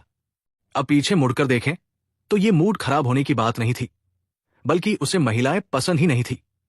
यंग मास्टर जुन, मैं आपसे पूछती हूं, वो कहता है कि आप समलैंगिक हैं, क्या यह सच है? तिंग चतुर्वेदी ने सिर घुमाकर जुन से पूछा। बेबी तिंग, उसकी झूठी बातों पर ध्यान मत दो। मैं तुम्हारा बॉयफ्रेंड हूं। तुम्हें मुझ पर भरोसा करना चाहिए, उस पर नहीं। जुन सिन्हा का चेहरा हल्का सा बदल गया। उसे ठंडा पसीना छूटने लगा और उसने जल्दी से समझाया, लेकिन उसके चेहरे के सूक्ष्म भावों ने उसे उजागर कर दिया। यंग मास्टर जुन, आप कहते हैं कि आप समलैंगिक नहीं, तो अभी मुझे चूम कर साबित करें। तिंग चतुर्वेदी ने जुन सिन्हा को घूरते हुए जोर से पूछा। बेबी तिंग, मुझे अच्छा नहीं लग रहा। हम किसी और दिन चूमेंगे। फिर से अच्छा नहीं लग रहा। अगर आपको मूड नहीं है तो मैं आपको चूमती हूं। तिंग चतुर्वेदी के होंठ आगे बढ़े, जुन सिन्हा को चूमने के लिए तैयार, लेकिन उसने उसे धक्का दे दिया। तो आप समलैंगिक हैं। तिंग चतुर्वेदी ने जुन सिन्हा को गुस्से से घूरा। ये कमीना इतने दिनों तक उससे झूठ बोलता रहा। इतिहास में झू गेलियांग था, जो सिर्फ अपनी बातों से दुश्मनों को हरा देता था और जमीनें जीत लेता था। उसने तिंके की नावों से तीर उधार लिए। उसने रेड क्लिफ को जलाकर काओ की सेना को बार बार हराया। आज अभय सिन्हा था अपनी बातों से डिनर में हावी हो रहा था, मेडिकल स्थितियों को उजागर कर रहा था, अपने दुश्मनों का मजाक उड़ा रहा था, उन्हें एक अलग अर्थ में मार रहा था। अपनी बातों से उसने 3 यंग मास्टर्स को चुप कर दिया। वो सिर्फ पीछे हटना चाहते थे। आसपास की भीड़ पीछे हट गई और अभय सिन्हा को डरी हुई आंखों से देखने लगी। वो निस्संदेह एक प्रतिभाशाली डॉक्टर था। सिर्फ एक नजर से वो किसी की बीमारी बता सकता था। हर कोई हैरान था, लेकिन डरा हुआ भी, क्योंकि हर किसी को कोई न कोई बीमारी थी, उनका अपना राज, जिसे वो अभय सिंह से उजागर नहीं करवाना चाहते थे। इस सटीक पल में वो सभी की सूची में सबसे खतरनाक व्यक्तियों में से एक बन गया। आप 3 यंग मास्टर्स। चेहरे पर थप्पड़ खाने का एहसास कैसा है? फिर से अभय ने हल्के से मुस्कुराया और तीनों की ओर देखा। उसकी आंखें हंसी से भरी थी। एपिसोड 62। हाँ, आप लोग यहां क्या बात कर रहे हैं? इतना हंगामा क्यों है? अचानक दूर से एक मोहक हंसी की आवाज आई। एक बेहद खूबसूरत महिला लाल पोशाक में वहां आई। उस महिला का चेहरा नाजुक और आकर्षक था। उसकी आंखें चमक रही थी, उसकी त्वचा मलाई जैसी थी और उसकी पूरी मौजूदगी एक शानदार रोशनी बिखेर रही थी। साथ ही उसका शरीर शैतानी रूप से सुंदर था, सही जगहों पर खूबसूरती से घुमावदार। उसकी चटक लाल पोशाक उसकी पतली कमर और भरे हुए सीने को शानदार ढंग से लपेटे हुए थी। उसने कमरे में मौजूद सभी की नजरें अपनी ओर खींच ली। ये एक ऐसी महिला थी जो आकर्षण की चरम सीमा पर थी। जैसे झील में लहरें, वो एक महिला की कोमलता को बाहर निकाल रही थी, एक अनूठा आकर्षण प्रदर्शित कर रही थी। ऐसा लग रहा था जैसे उसके पास एक रहस्यमयी जादू था। वो जैसे ही प्रकट हुई, उसने सबकी नजरें अपनी ओर खींच ली और सभी का ध्यान का केंद्र बन गई। गुलू, पल भर में उसके आसपास के सभी लोग गले का घूंट निगल गए, उनकी आंखें लाल हो गई और उनकी सांसें भारी हो गई। ये महिला बहुत सुंदर है। अगर मैं इससे शादी कर सकूं तो 2 साल कम जीना भी इसके लायक होगा। अपने सपनों में ऐसी सुंदरी तुम्हारी औकात से बाहर है। शश, कम बोलो। ये रूपा सिन्हा है, पूर्वांचल शहर की सबसे खूबसूरत महिला। क्या आप लोग जीना नहीं चाहते? अरे, बहुत नजदीक था, बहुत नजदीक। मुझे याद दिलाने के लिए धन्यवाद, वरना मेरा अंत हो जाता। उसके आसपास के लोग चर्चा कर रहे थे। उनमें से कुछ ने कभी रूपा सिन्हा को नहीं देखा था। वे हैरान थे क्योंकि ये उनकी पहली मुलाकात थी। बेशक पूर्वांचल की सबसे मोहक महिला के रूप में रूपा सिन्हा शायद ही कभी सार्वजनिक रूप से दिखाई देती थी। अभय सिन्हा भीड़ की चर्चा सुन रहा था। उसने उस मोहक छाया की ओर देखा और उसकी आंखों में हैरानी की चमक थी। उसे भी लगा कि लाल पोशाक में रूपा सिन्हा असाधारण रूप से सुंदर थी। जैसे ही रूपा सिन्हा वहां आई, हर्ष चतुर्वेदी, वीर वशिष्ठ और जुन सिंह सभी खुश दिखे। उन्हें लगा कि रूपा सिन्हा निश्चित रूप से उनकी ओर से बात करने आई थी, क्योंकि वे पूर्वांचल के चार कुलीन थे, पूर्वांचल शहर की युवा पीढ़ी के सबसे शक्तिशाली सदस्य। लेकिन अगले ही पल वे हैरान रह गए, क्योंकि रूपा सिन्हा उनकी ओर नहीं बढ़ी, बल्कि किसी और की ओर जा रही थी। अभय सिंह, मैंने अभी सुना कि आपकी हिम शिखर कॉरपोरेशन मुश्किल में है। रूपा सिन्हा ने अपनी पतली कमर हिलाई और अभय सिन्हा के सामने आ गई। उनकी कोमल आवाज, जो पानी की तरह थी, एक अनूठा आकर्षण लिए हुए थी। हाँ श्रीमती सिन्हा, हमारी कंपनी को धन की कमी है, अभय ने भौहें सिकोड़कर हल्के से कहा। उसे समझ नहीं आया कि रूपा सिन्हा उसकी कंपनी के बारे में क्यों पूछ रही थी। ओह, सिन्हा कॉरपोरेशन के पास हाल ही में एक प्रोजेक्ट है जो आपकी हिम शिखर कॉरपोरेशन के साथ सहयोग करना चाहता है। आप क्या सोचते हैं? रूपा सिन्हा ने अपने लाल चेरी होंठ खोले और मोहक ढंग से कहा। श्रीमती सिन्हा, आप सच में हमारी हिम शिखर कॉरपोरेशन के साथ सहयोग करना चाहती हैं? बगल में खड़ी शालिनी बहुत हैरान थी। उसके ठंडे चेहरे पर आश्चर्य दिखा। वो जानती थी कि सिन्हा कॉरपोरेशन एक अरबों की कंपनी थी। वो हुआशिया में भी शीर्ष कुछ में शुमार होगी। अगर सिन्हा कॉरपोरेशन हिम शिखर कॉरपोरेशन के साथ सहयोग करने को तैयार थी, तो उसकी कंपनी निश्चित रूप से बच जाएगी। हां, मैं आपकी हिम शिखर कॉरपोरेशन के साथ सहयोग करने को तैयार हूं, लेकिन मेरा सहयोगी अभय सिंह होना चाहिए। रूपा सिन्हा ने अपने बालों को हल्के से छुआ और मोहक ढंग से कहा। वो हिम शिखर कॉरपोरेशन के साथ सहयोग करना चाहती थी ताकि अभय सिन्हा को अपने करीब ला सके, क्योंकि उन्हें पता था कि अभय सिंह कोई साधारण शख्स नहीं था। वो ऐसा था जिसे सैन्य कमांडर भी बहुत सम्मान देते थे। शानदार, मैं सहमत हूं कि अभय सिंह हिम शिखर कॉरपोरेशन की ओर से आपकी सिन्हा कॉरपोरेशन के साथ सहयोग का प्रतिनिधि बने। शालिनी ने अपनी भौहें उठाई और तुरंत कहा। हालांकि उसे नहीं पता था कि रूपा सिन्हा अभय सिन्हा को इतना क्यों महत्व दे रही थी, लेकिन अपनी कंपनी को दिवालिया होने से बचाने के लिए उसे दूसरी पार्टी की शर्त माननी पड़ी। इसके अलावा अभय सिंह न केवल उसका पति था, बल्कि हिम शिखर कॉरपोरेशन का कर्मचारी भी था। उसका प्रतिनिधि बनना स्वाभाविक था। शानदार, तो चलिए चैरिटी डिनर खत्म होने का इंतजार करते हैं और फिर सहयोग की बारीकियों पर चर्चा करते हैं। ठीक है। ओह हाँ, चैरिटी डिनर की नीलामी शुरू होने वाली है। अभय सिंह, मेरे साथ बैठें। रूपा सिन्हा ने मोहक ढंग से मुस्कुराया। उसका सुंदर चेहरा एक अजीब आकर्षण बिखेर रहा था। जैसा कि नाम से पता चलता है, चैरिटी डिनर का पहला हिस्सा चैरिटी के लिए था, दूसरा डिनर के लिए। ये चैरिटी क्यों थी? क्योंकि हर कोई कुछ गहने या प्राचीन वस्तुएं लाता था और कुछ अमीर लोग इसे खरीदते थे। फिर उस भुगतान को होप स्कूलों और अनाथालयों के लिए दान में दिया जाता था। चैरिटी डिनर में प्लैटिनम सीटें, वीआईपी सीटें और सामान्य सीटें थी। रूपा सिन्हा प्लैटिनम सीटों पर बैठी थी, लेकिन शालिनी केवल सामान्य सीटों पर बैठ सकती थी। अगर अभय सिंह रूपा सिन्हा के साथ बैठता, तो वो शालिनी के साथ नहीं बैठ पाता। श्रीमती सिन्हा, अभय सिंह हिम शिखर कॉरपोरेशन का कर्मचारी है, इसलिए उसे मेरे साथ सीईओ के साथ बैठना चाहिए। हालांकि रूपा सिन्हा ने हिम शिखर कॉरपोरेशन के साथ सहयोग करने की सहमति दी थी, लेकिन चूंकि ये उसके पति के बारे में था, शालिनी जाहिर तौर पर इसे होने नहीं देती। ये उसका पति था। उसका पति केवल उसके साथ ही बैठ सकता था। वो किसी दूसरी महिला के साथ कैसे बैठ सकता था? अभय सिंह, मैं आपकी हिम शिखर कॉरपोरेशन के साथ सहयोग कर रही हूं। ये आपके लिए बहुत बड़ी मदद होगी। मेरे साथ बैठने के बारे में आप क्या सोचते हैं? रूपा सिन्हा ने मोहक ढंग से मुस्कुराया। उसकी खूबसूरत आंखें आकाश के तारों की तरह चमक रही थी। वो बेहद आकर्षक थी। वो और शालिनी दोनों पूर्वांचल की सबसे खूबसूरत महिलाओं में से थी। एक मोहक थी, दूसरी शानदार। हालांकि बाहर से वो दोस्ताना लग रही थी, लेकिन अंदर ही अंदर वो एक दूसरे से प्रतिस्पर्धा कर रही थी। अभय ने मोहक रूपा सिन्हा की ओर देखा, फिर शानदार शालिनी को देखा। वो उलझन में था। ये दोनों महिलाएं, एक ने उसकी मदद की थी और उसे प्लैटिनम कार्ड दिया था। अब तक वो उसका बहुत कुछ बकाया था। दूसरी उसकी पत्नी थी। उसकी रक्षा के लिए उसने पूर्वांचल शहर के 3 सबसे सफल युवाओं के खिलाफ लड़ाई लड़ी थी। इससे वो बहुत भावुक हो गया था। मैं किसके साथ बैठूं? ये मुझे सिरदर्द दे रहा है। अभय ने अपने माथे पर थपकी दी और अपने दिमाग में दर्द महसूस किया। ये दोनों महिलाएं उसके लिए अच्छी थी। उसे सच में नहीं पता था कि उसे किसके साथ बैठना चाहिए, क्योंकि अगर वो एक के साथ बैठता तो दूसरी निश्चित रूप से नाखुश हो जाती। ओह, मैं उन्हें साथ बैठने दे सकता हूं और मैं दोनों के साथ बैठूंगा। अभय ने अपने सिर पर थपकी दी और अपने शानदार समाधान को पसंद किया। श्रीमती सिन्हा, मैं हिम शिखर कॉरपोरेशन का कर्मचारी हूं, इसलिए मुझे सीईओ के साथ बैठना होगा। लेकिन मैं आपके गर्मजोशी भरे निमंत्रण को भी ठुकरा नहीं सकता।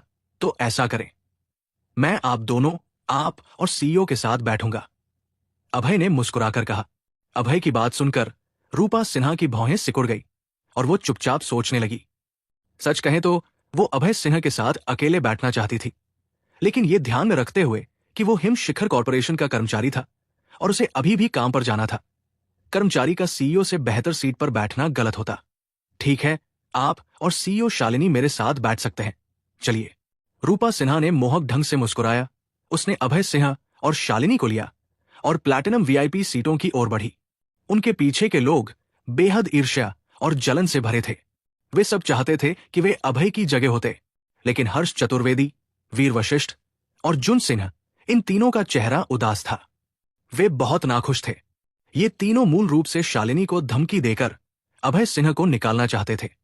उन्हें नहीं लगा था कि रूपा सिन्हा भी अभय सिंह की मदद के लिए सामने आएगी। ये उनके चेहरे पर एक जोरदार थप्पड़ की तरह था। वे बहुत अन्याय महसूस कर रहे थे। एपिसोड 63। चैरिटी नीलामी आयोजन स्थल के पूर्वी हिस्से में थी। वहां 3 पंक्तियों में लगभग 30 सीटें थी। पहली पंक्ति प्लैटिनम वीआईपी सीटें थी। प्लैटिनम वीआईपी सीटों पर बैठने वाले सभी बड़े लोग थे। वहां रूपा सिन्हा, मेयर का बेटा, पूर्वांचल शहर का सबसे अमीर व्यक्ति, प्राचीन वस्तु समाज का अध्यक्ष आदि थे। हालांकि अभय सिंह और शालिनी गुप्ता पहली पंक्ति में बैठे थे और रूपा सिन्हा के ठीक बगल में थे, लेकिन दूसरों की नजरों में उनकी हैसियत अभी भी सबसे कम थी। दूसरी पंक्ति में पूर्वांचल शहर के 4 यंग मास्टर्स और अन्य बड़ी कंपनियों के सीईओ थे। उदाहरण के लिए 10,000 एलिफेंट रियल एस्टेट के सीईओ शंकर शर्मा और एवरीडे एंटरटेनमेंट के सीईओ संजय हालदार। तीसरी पंक्ति में विभिन्न बड़ी कंपनियों के उपाध्यक्ष या कम से कम प्रबंध निदेशक स्तर के लोग थे। अभय सिंह, हमारी सिन्हा कॉरपोरेशन को एक मैनेजर की कमी है। सालाना वेतन $10 मिलियन से ज्यादा है। क्या आप ये नौकरी लेना चाहेंगे? रूपा सिन्हा ने उबासी ली और अपनी बाहें फैलाई। अपनी आकर्षक कर्व्स दिखाते हुए मुस्कुराकर कहा। उन्हें पता था कि अभय सिंह का बैकग्राउंड बहुत बड़ा है, इसलिए वो उसे अपने करीब लाना चाहती थी। बेशक ये सैन्य कमांडर जो उनके परिवार का बड़ा था, उसका सुझाव भी था। अभय सिंह हैरान रह गया और अपने बगल में बैठी रूपा सिन्हा की ओर देखा। इतने करीब से उसने देखा कि ये महिला और भी मोहक और आकर्षक थी। उसकी बड़ी आंखें लगातार एक मोहक आकर्षण बिखेर रही थी। उसके लाल होंठ चेरी की तरह थे। उसकी त्वचा शुद्ध सफेद थी और आंखों को हल्की लग रही थी। वो वाकई कुछ खास थी। अभय का चेहरा थोड़ा परेशान हो गया। उसने तुरंत अपनी नजरें हटा ली। वो आगे नहीं देखना चाहता था क्योंकि शालिनी ठीक उसके बगल में थी।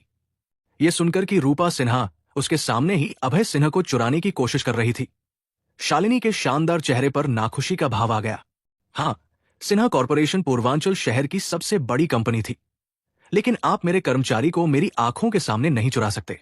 शालिनी थोड़ी नाराज थी। अभय सिंह, आपने हाल ही में बहुत अच्छा प्रदर्शन किया है। मैं आपको कल बोनस दूंगी। शालिनी ने आकर्षक ढंग से मुस्कुराया और कहा। वो बहुत सुंदर थी। उसका शानदार अंडाकार चेहरा, उसकी छोटी नाक, उसके चटक लाल होंठ, उसकी बर्फ जैसी सफेद त्वचा, पतला शरीर, लंबी टांगे अभय को होश में ला दिया। खास तौर पर जब वो मुस्कुराई तो ऐसा लगा जैसे बर्फ पिघल रही हो। इसने सभी को एक गर्मजोशी का एहसास दिया। अगर रूपा सिन्हा को गुलाब कहा जाए तो शालिनी एक स्नो लोटस होगी। दोनों अपनी अपनी तरह से सुंदर थी और दोनों ही शानदार थी। श्रीमती सिन्हा के प्रस्ताव के लिए धन्यवाद, लेकिन मैं हिम शिखर कॉरपोरेशन में अच्छा हूं और अभी कंपनी बदलने की कोई योजना नहीं है। अगर ऐसा कोई दिन आया जब मैं कहीं और काम करना चाहूंगा तो मैं निश्चित रूप से सिन्हा कॉरपोरेशन को पहले विचार करूंगा। अभय ने एक गहरी सांस ली ताकि अपने दिल की उथल पुथल को शांत कर सके और कहा। एक शाही और बेहद मोहक महिला के बगल में होने के कारण वो दूसरी कंपनी में काम करने के लिए हाँ नहीं कह सकता था, वरना शालिनी उसे जरूर फाड़ देती। इसलिए उसने एक बहुत अस्पष्ट जवाब दिया, जहां उसने न तो सहमति दी और न ही प्रस्ताव को ठुकराया। अपने लिए कुछ जगह छोड़ना उसके लिए फायदेमंद था। अभय को लगा कि उसने बहुत अच्छे से कहा, क्योंकि उसने दोनों महिलाओं में से किसी को नाराज नहीं किया, लेकिन रूपा सिन्हा और शालिनी दोनों असंतुष्ट थी। अगर ऐसा है तो मुझे इंतजार करना होगा। रूपा सिन्हा ने मोहक ढंग से मुस्कुराया। उसकी खूबसूरत आंखों में निराशा की एक झलक थी। उन्हें पता था कि अभय सिंह हिम शिखर कॉरपोरेशन का एक सामान्य कर्मचारी था। उसकी मासिक तनख्वाह लगभग 3,000 रुपए होगी। उन्हें मूल रूप से लगा था कि अगर वो उसे $10 मिलियन की सालाना आय वाली मैनेजर की नौकरी देंगी तो वो उनकी कंपनी में जरूर आएगा। लेकिन किसे पता था कि उसे ठुकरा दिया जाएगा। छोटी रूपा, ये पहली बार है जब तुम्हें किसी पुरुष ने ठुकराया, रूपा सिन्हा ने अपने मन में सोचा और थोड़ा दुखी महसूस किया। अभय सिंह, हिम शिखर कॉरपोरेशन एक शानदार कंपनी है। मैं आपको बहुत सारी जिम्मेदारियां दूंगी। दूसरी चीजों के बारे में मत सोचे। शालिनी ने अपनी भौहें उठाईं और अभय को घूरा। इस शख्स ने अभी कहा कि अगर वो हिम शिखर कॉरपोरेशन छोड़ता है तो सिन्हा कॉरपोरेशन जाएगा। इससे शालिनी थोड़ी नाखुश हुई, क्योंकि शालिनी के लिए हिम शिखर कॉरपोरेशन उसका प्रतिनिधित्व करती थी, जबकि सिन्हा कॉरपोरेशन रूपा सिन्हा का। अभय सिंह ने कहा कि अगर वो उसे छोड़ता है तो रूपा सिन्हा के पास जाएगा, तो जाहिर है वो खुश नहीं थी। छोटी शालिनी, चलो, तुम्हें इस औरत को हराना होगा। तुम अभय सिंह को उसकी कंपनी में नहीं जाने दे सकती। शालिनी ने अपनी गुलाबी मुठ्ठियां कसी और खुद को हौसला दिया, क्योंकि शालिनी ने देखा कि रूपा सिन्हा अभय सिंह को जो नजरें दे रही थी वो पानी की तरह कोमल थी, जैसे वो इश्कबाजी कर रही हो। इससे वो असहज और सतर्क हो गई। रूपा सिन्हा को उसके साथ पूर्वांचल की नंबर एक सुंदरी कहा जाता था। वो अपने पति को चुराने नहीं दे सकती थी। शालिनी के पिता को एक औरत ने चुरा लिया था। एक रखेल होने की वजह से वो उसकी मां के प्रति ठंडा हो गया था। वो अपनी मां की तरह नहीं बनना चाहती थी, इसलिए उसे अपने पति पर बहुत सावधानी से नजर रखनी थी। पिंग। जब वो बात कर रहे थे, नीलामी स्थल पर हथौड़े की लकड़ी की मेज पर भारी आवाज गूंजी। ये आवाज चैरिटी नीलामी की शुरुआत का संकेत दे रही थी। सबकी प्रतीक्षा भरी नजरों में एक भरे हुए शरीर वाली महिला तेजी से मंच के केंद्र में आई और आसपास के सभी लोगों की ओर आकर्षक ढंग से मुस्कुराई। प्रिय सम्मानित अतिथियों, मैं सिन्हा कॉरपोरेशन से मईरेन सिन्हा हूं। मैं आप सभी का सिन्हा कॉरपोरेशन के चैरिटी डिनर में स्वागत करती हूं। आज नीलामी से जो भी कमाई होगी वो होप स्कूलों और अनाथालयों को दान दी जाएगी। ये कहना होगा कि मंच के केंद्र में खड़ी सुंदर महिला खुद को बहुत अच्छे से पेश करने में माहिर थी। हालांकि वो थोड़ी उम्रदराज थी। उसकी हर नजर और हर हावभाव मंच के नीचे मौजूद सभी पुरुषों की आंखों को उत्तेजित कर सकता था, और उसके प्रयासों से माहौल और भी जीवंत हो रहा था। हर कोई चेहरा लाल किए हुए था और कीमतें बोलने के लिए तैयार था। यह देखकर कि आयोजन स्थल के सभी पुरुषों के चेहरे लाल थे और वे बेहद बेसब्र दिख रहे थे, मईरेन सिन्हा ने हल्की मुस्कान दी। ये महिला खुद को बेचने में बहुत अच्छी है। ये सेल्स की मास्टर होगी। अभय खुद को रोक नहीं सका और उसने कहा कि मंच पर मौजूद मोहक महिला सभी की इच्छाओं को भड़काने में बहुत अच्छी थी। आज की नीलामी का पहला आइटम किंग राजवंश का एक चीनी मिट्टी का बर्तन है, एक पीनी फूलदान। मईरेन सिन्हा ने अपने लाल होंठ खोले और कहा, किंग राजवंश के चीनी मिट्टी के बर्तन सबसे मशहूर थे। ये हान जाति के मेहनतकश वर्ग की कला का प्रतीक थे। उनकी कारीगरी विश्व स्तर की थी। हर चीनी मिट्टी का बर्तन एक क्लासिक था और सभी सुंदर थे। बहुत सारे अमीर संग्रहकर्ता किंग राजवंश के चीनी मिट्टी के बर्तनों को इकट्ठा करना पसंद करते थे। मईरेन सिन्हा, जल्दी बताइए कि इस पीनी फूलदान की शुरुआती कीमत क्या है। मुझे इसे आज हर हाल में खरीदना है। हर्ष चतुर्वेदी ने उत्सुकता से चमकते हुए जल्दी से कहा। उसे प्राचीन वस्तुएं और पुराने खजानों को इकट्ठा करना बहुत पसंद था। मईरेन सिन्हा ने हंसते हुए अपनी सफेद हथेली बढ़ाई और 2 बार ताली बजाई। फिर उसके बगल में एक सुंदर महिला ने तुरंत एक सुनहरा ट्रे लाया। ट्रे पर एक लाल कपड़ा था। लाल कपड़ा हवा बंद था, अंदर की चीज को पूरी तरह ढके हुए। मईरेन सिन्हा ने अपनी सफेद बाह बढ़ाई और धीरे धीरे लाल कपड़े को हटाया।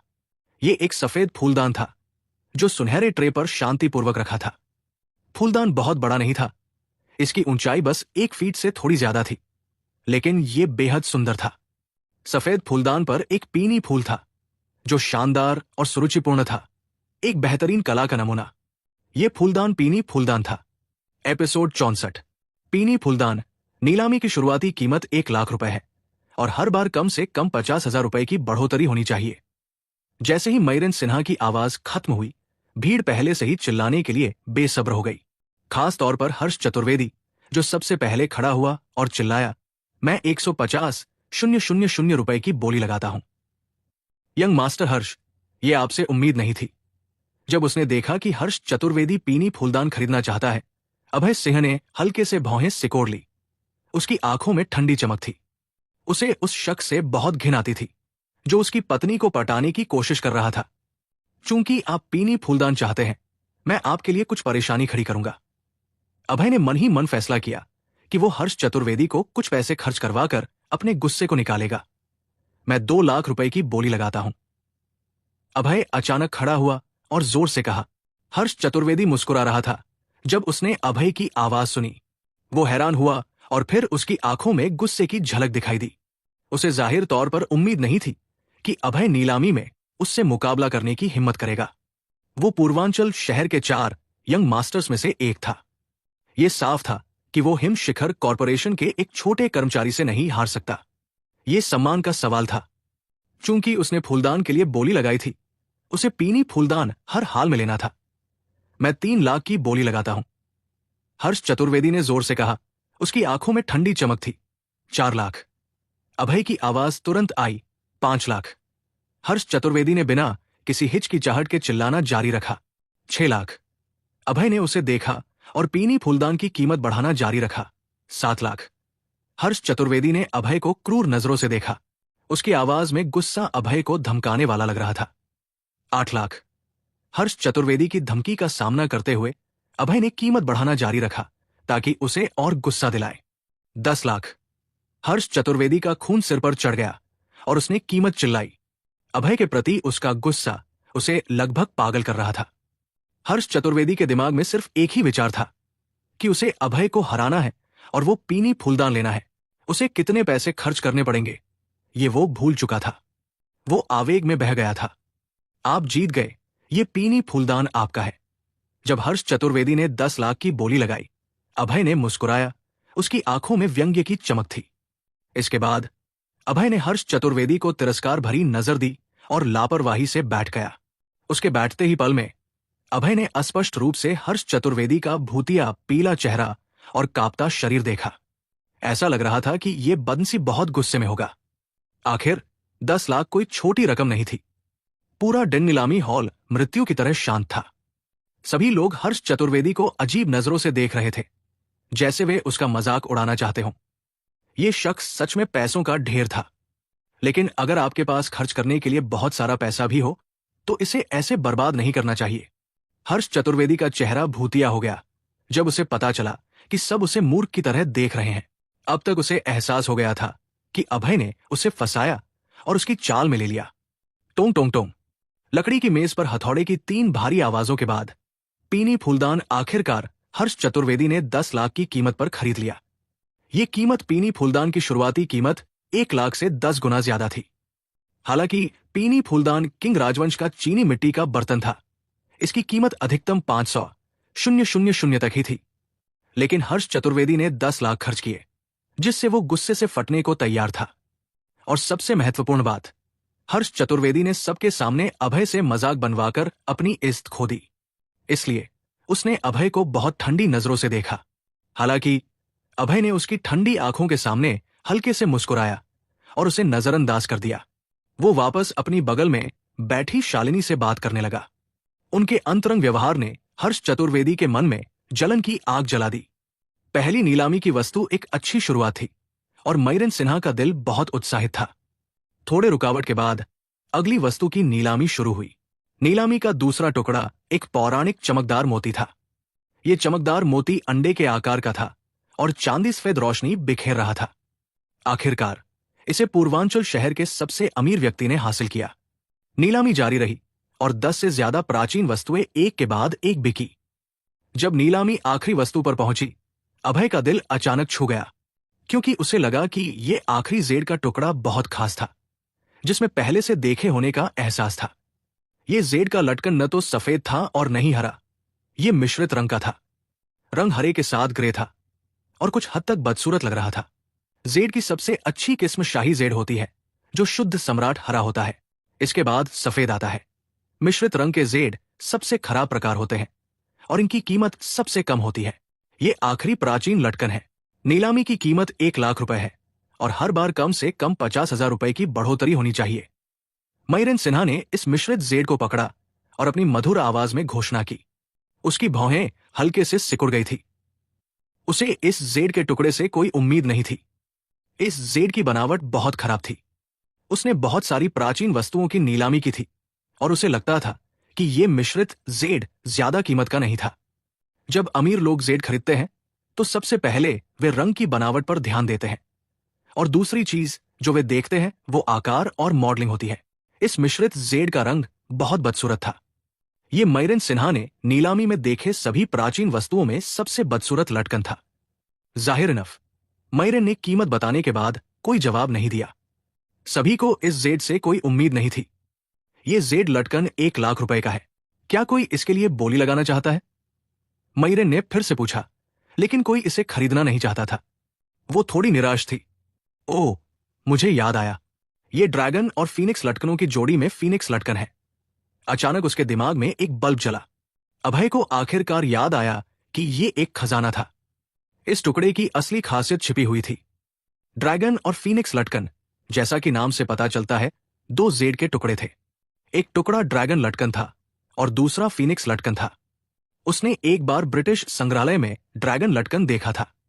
यह टुकड़ा ड्रैगन लटकन से मिलता जुलता था, लेकिन बीच में एक फीनिक्स उकेरा गया था। यह जाहिर तौर पर फीनिक्स लटकन था। अभय ने अब और हिचकिचाहट नहीं की। वो खड़ा हुआ और बोली लगाने के लिए तैयार हुआ। हालांकि अभय का चेहरा अचानक सख्त हो गया। उसके चेहरे पर थोड़ी शर्मिंदगी दिखाई दी। कारण बहुत साधारण था। अभय के पास ज्यादा पैसे नहीं थे। अगर वो इस जेड के लिए बोली लगाता तो वो बिल्कुल भी पैसे नहीं दे पाता। अभय के पास कंपनी से 50,000 रुपए का इनाम था, क्योंकि उसने किंग कॉन्ग से 10 लाख का कर्ज वसूल करवाया था। श्यामली वर्मा और उसने 25,000 से 25,000 बांट लिए थे। उसने इसका ज्यादातर हिस्सा खर्च कर दिया था और अब उसके पास सिर्फ कुछ हजार रुपए बचे थे। कुछ हजार रुपए जाहिर तौर पर इस लटकन को खरीदने के लिए पर्याप्त नहीं थे। ये पहले वाली बोली से अलग था। पहले वो हर्ष चतुर्वेदी को ज्यादा पैसे खर्च करने के लिए उकसा रहा था और खरीदना नहीं चाहता था। अब इस जेड के टुकड़े को वो हासिल करने के लिए दृढ़ था और इसे हर हाल में खरीदना चाहता था। चैरिटी डिनर की प्राचीन वस्तुओं का भुगतान नकद या बैंक से ट्रांसफर करना होता था। किसी भी खरीद के लिए उधार की अनुमति नहीं थी। मैं क्या करूं? ये जेड इतना दुर्लभ खजाना है। मुझे नहीं पता कि अगली बार कब मिलेगा, लेकिन मेरे पास पैसे नहीं हैं। अभय की भौहें सिकुड़ गई और उसका चेहरा चिंता से भरा था। एपिसोड 65। हाँ, सही कहा प्यारी, क्या मैं आपसे कुछ पैसे उधार ले सकता हूं? अभय सिन्हा का चेहरा खुश हो गया। उसने मुड़कर शालिनी गुप्ता से पूछा, बॉस, क्या आप मुझे 150,000 उधार दे सकती हैं? मैं ये जेड लटकन खरीदना चाहता हूं। आप इस जेड लटकन को खरीदना चाहते हैं? शालिनी के सुंदर चेहरे पर हैरानी का भाव उभरा। यह साफ था कि जेड की गुणवत्ता और बनावट अच्छी नहीं थी। कोई भी इसे खरीदने को तैयार नहीं था। स्वाभाविक रूप से उसे उत्सुकता हुई कि अभय इसे क्यों खरीदना चाहता था। अभय सिंह, अगर आप ये जेड लटकन चाहते हैं तो मैं आपको 150,000 उधार दे सकती हूं। रूपा सिन्हा की खूबसूरत आंखें चमकी। उसके मोहक चेहरे पर एक आकर्षक मुस्कान उभरी, जिसने उसे खास तौर पर आकर्षक बना दिया। श्रीमती सिन्हा, इसकी जरूरत नहीं, मैं उसे 150,000 रुपए दूंगी। शालिनी ने ठंडी मुस्कान दी और रूपा सिन्हा के प्रस्ताव को ठुकरा दिया। वो अभय की पत्नी थी। अगर अभय को पैसे की जरूरत थी तो उसे देना चाहिए। वो रूपा सिन्हा से कैसे ले सकता था?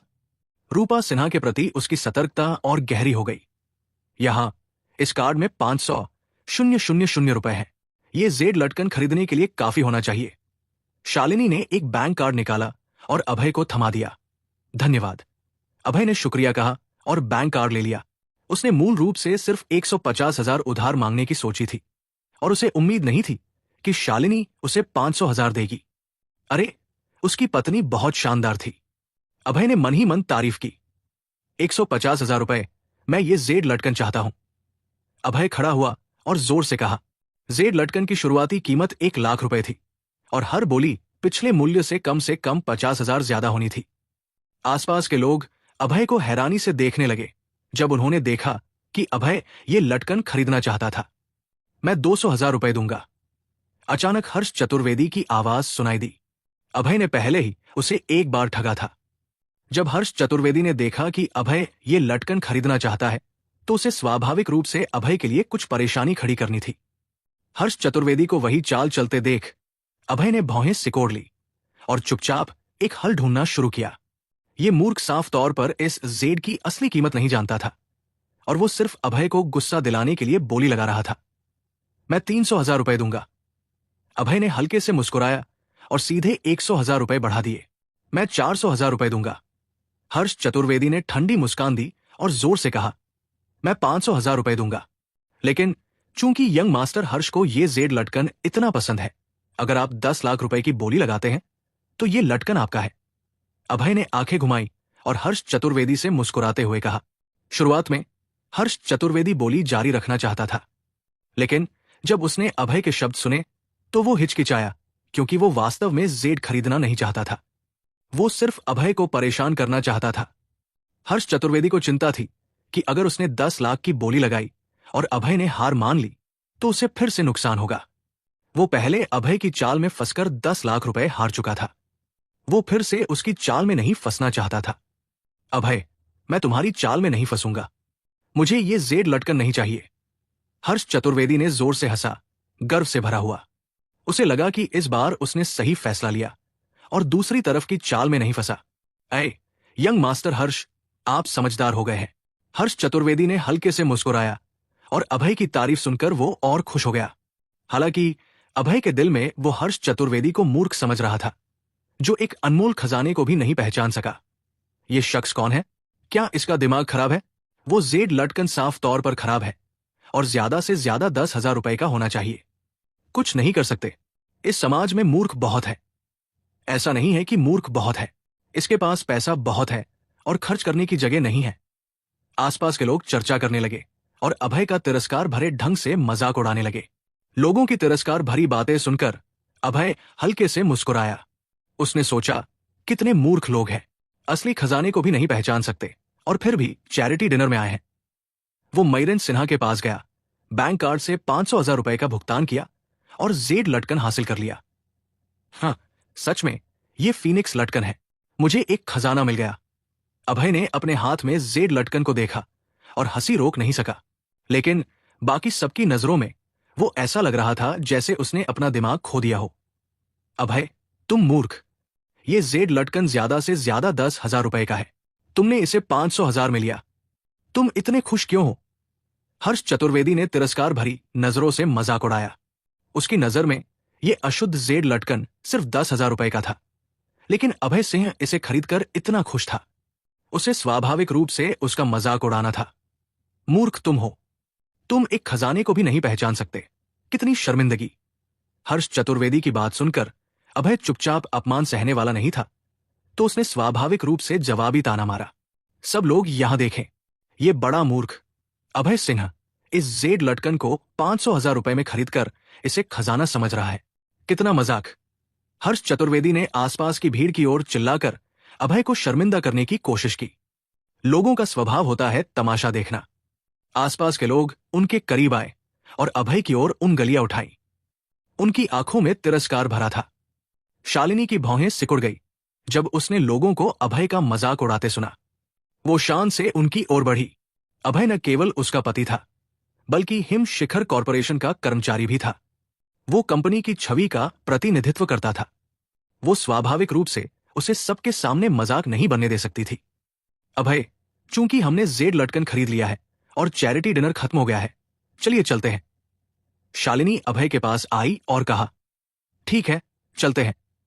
अभय ने सिर हिलाया और शालिनी के साथ जाने की तैयारी की। उसे इन मूर्खों से निपटने में कोई दिलचस्पी नहीं थी। उसने एक खजाना खरीदा था, लेकिन इन लोगों को बताने की जरूरत नहीं थी। शालिनी और अभय जाना चाहते थे, लेकिन अभी भी कुछ लोग थे जो उनका मजाक उड़ा रहे थे। हाँ शालिनी, सब आपको बिजनेस क्वीन कहते हैं और कहते हैं कि आप बहुत बुद्धिमान हैं। मेरी नजर में आप मूर्ख हैं। तिंग चतुर्वेदी ने हंसते हुए तिरस्कार भरे लहजे में कहा और शालिनी की ओर इशारा किया। तिंग चतुर्वेदी, आपका क्या मतलब है? तिंग चतुर्वेदी के अपमानजनक शब्द सुनकर शालिनी के चेहरे पर गुस्से का भाव उभरा। शालिनी, आपने अभय सिन्हा को 500,000 रुपए उधार दिए। इस शख्स ने एक अशुद्ध जेड लटकन खरीदा जो सिर्फ 10,000 रुपए का होना चाहिए। अगर आप मूर्ख नहीं है तो कौन है? आप दोनों मूर्खों की जोड़ी है। तिंग चतुर्वेदी ने अपनी उंगली शालिनी और अभय की ओर उठाई और अपमान किया। उसके दिल में खुशी छा गई। अभी कुछ देर पहले अभय ने न केवल उसका अपमान किया था, बल्कि उसके भाई और बॉयफ्रेंड का भी। तिंग चतुर्वेदी के मन में बहुत गुस्सा भरा था। इसके अलावा महिलाएं आसानी से जलन करती है। तिंग चतुर्वेदी और शालिनी दोनों महिलाएं थी। स्वाभाविक रूप से तिंग चतुर्वेदी शालिनी की सुंदरता और बुद्धिमानी से जलती थी। अब जब उसने देखा कि शालिनी ने गलती की, तो उसने मौका देखकर शालिनी और अभय सिंह का अपमान किया। थप्पड़। अभय ने तिंग चतुर्वेदी के चेहरे पर थप्पड़ मारा। उसका चेहरा सूज गया और उसके होठों से खून की एक बूंद टपकी। कमीने, तुमने मुझे मारने की हिम्मत की? तिंग चतुर्वेदी ने अपने गाल को पकड़ा, अविश्वास में। यह चैरिटी डिनर था जहां लड़ाई मना थी। अभय ने उसे कैसे मारा? क्या उसे सिन्हा कॉर्पोरेशन को नाराज करने से डर नहीं था? तुम्हारा मुंह बहुत गंदा है। अभय ने उसे ठंडी नजरों से घूरा। यह तिंग चतुर्वेदी बहुत घिनौनी थी। उसने न केवल उसका अपमान किया, बल्कि उसकी पत्नी का भी। स्वाभाविक रूप से उसे मार पड़नी चाहिए।